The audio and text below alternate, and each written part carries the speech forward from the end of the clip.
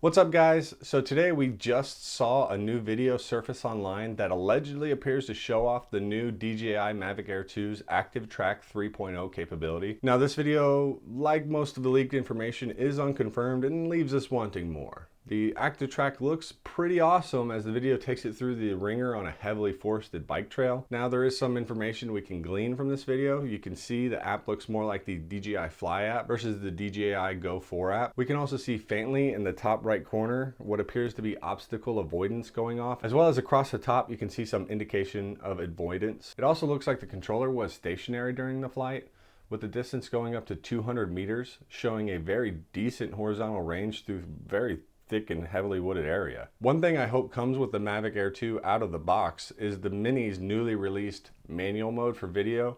We can see that this video was shot on manual mode, and considering the Mini just got it yesterday, let's hope the MA2 comes with it out of the box. Now, Active Track 3.0 also appears to have two modes, a follow mode and a circle mode.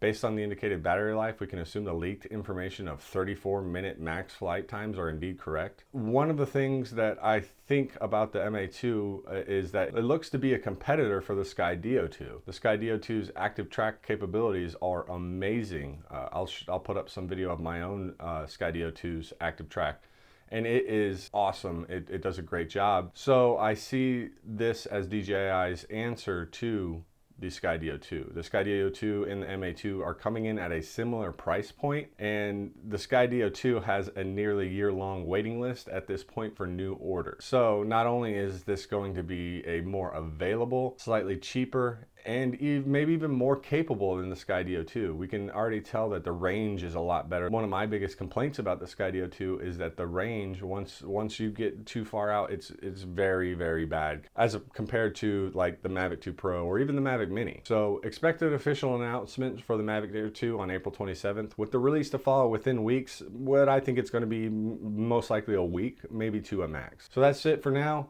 Don't forget to like and subscribe for the latest drone news, and see you guys next time.